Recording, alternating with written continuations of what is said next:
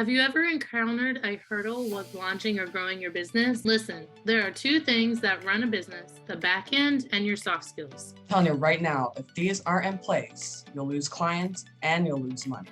Don't want that? Well, you're in the right place. Hey, I'm Dana. Hey, I'm Sarah. We're your hosts who are going to tell you how it is, give you tips and tricks, and even occasionally bring on a guest that care about supporting you grow your business organically and nurture authentic relationships. Are you ready? Welcome back to the Entrepreneur Encounter. Sarah and Dana here. We are in part 2 of a 3-part series of building better relationships with our clients.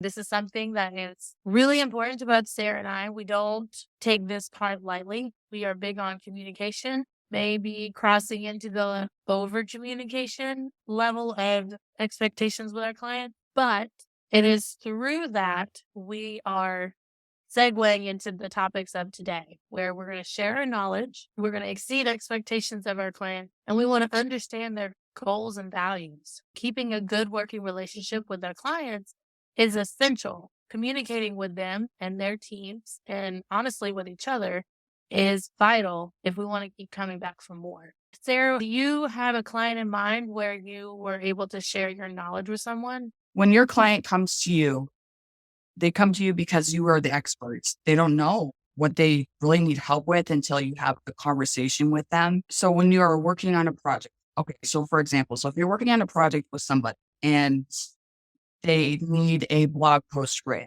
and they're not a writer, they don't know what they're doing. And you give them step by steps of how to write the blog and how to even repurpose it. So you're sharing the knowledge with your clients, and this will educate them. This is going to help them figure out how to eventually down the road, if they need, write the blog themselves.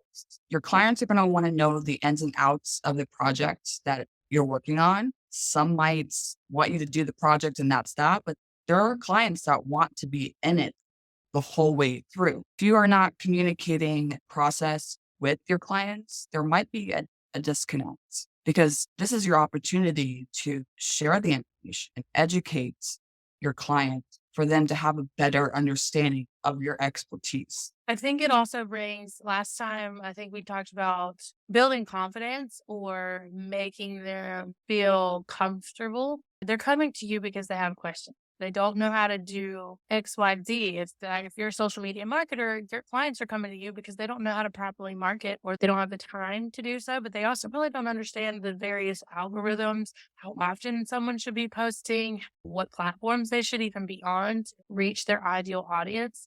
Sharing your knowledge with your audience or with your clients, it just gives them that sense of security, like, oh my gosh, I'm in good hands. You're not making them feel dumb or less than because they don't know how to do something. That's your job. I know when I work with people, I work best when I'm being educated, but in a very unique way of, well, I know more than you, so don't even ask questions. I love asking questions. I ask way too many questions.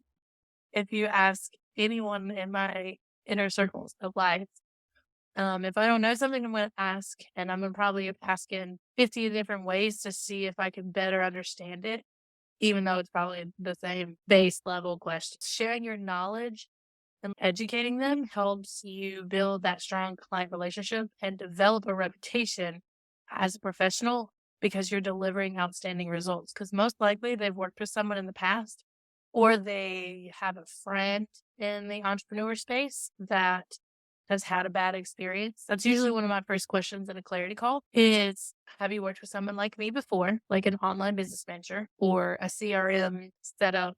Have you had an experience like that before? And if they say yes, and I want to know what happened. Why didn't it work?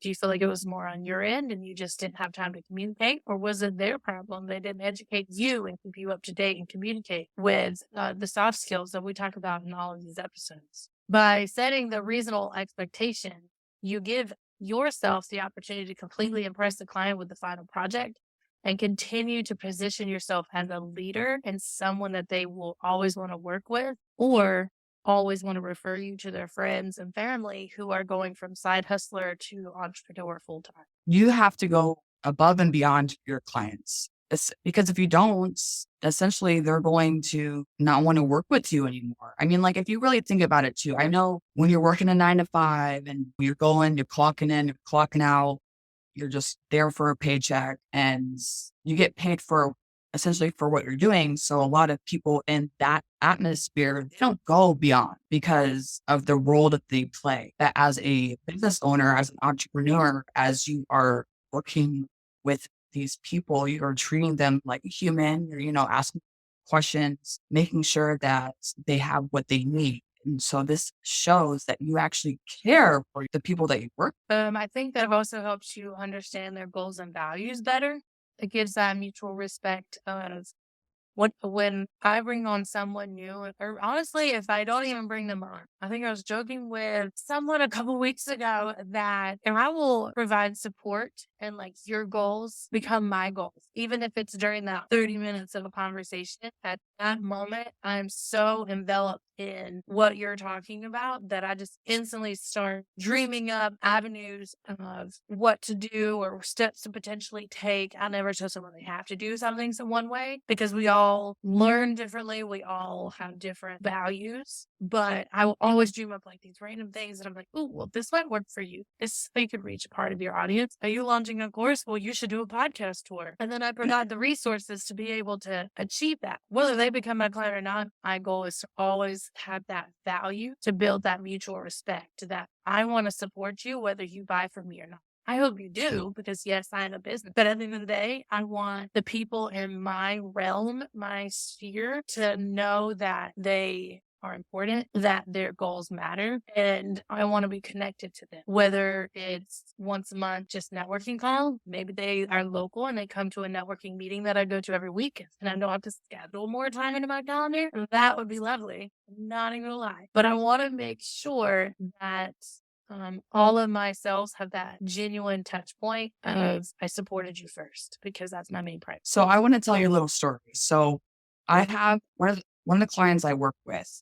She was working with a virtual assistant, online business manager before she was working with me, and they were not a good fit. She had to let them go, and it took her months to like figure out like if she really wanted to hire somebody else. And we were talking for a good like maybe 2 months, and she's like, "Okay, I need your help." We had good conversation, and we were going back and forth. She was telling me what she needed help with. A business owner, like your ideas are spewing, right? You have so many ideas, but you need to figure out a way to put them down, organize all your thoughts. Well, I call this brain dumping, right? Or venting in a way. And I was, yeah, like figure this out. We can see what works. And if it doesn't work, then we can try something else. And that's what I'm going above and beyond for her because I'm listening to her. I'm listening to her goals and what she wants to do for her business. And I'm helping her create a plan. And that is what she needed. The past business that she worked with, they were getting irritated in their minds. They thought she kept changing her mind. It wasn't that. She was brain dumping. She was venting. She needed to get it all out. And then I was able to take, let's say, like a paragraph of text and like comb through it and create a plan, and it worked. So you have to listen to your clients, because if you don't, they're not going to feel heard. They're not going to feel seen. And essentially, they're not going to trust you anymore. And then you won't be working with them anymore. I think that's a great idea. And maybe that's our audience's homework this week, is creating a space for their team and their clients to just brain dump, or what I call word vomit. So like with my bookkeeper, for instance, she's amazing and she's growing this community of other bookkeepers and she's bringing a lot of value, but I don't want to say constantly like that's a bad thing. It's actually really great, but she regularly or consistently will hit me up in my DMs on Facebook and just like brain dump ideas. What do you think of this? I want to offer this. Do you think it would be of good value? And I'll say from my standpoint, I mean, I'm not a bookkeeper, so I really don't know exactly what bookkeepers need, but I know what women entrepreneurs need. I know what make me feel special. And so most likely it will make them feel special. And then, so I add my 2 cents. I give her the blueprint strategy like you do, and then she can tweak it and personalize it based on her knowledge and expertise at bookkeepers and their unique set of needs to do their job and to grow and elevate their service. I think that's our challenge for this week, is connect with someone and create a space where you just brain dump with them, almost like an accountability partner, and then come and leave your experience in our Facebook group and in the comments on these episodes so that we can cheer you on for one, accomplishing it because maybe you're not comfortable, but two, to provide more guidance and support for you for if you need a brain dump. Hit us up in the DMs. Sarah and I will always be ready to chit chat about whatever it is that y'all got going on.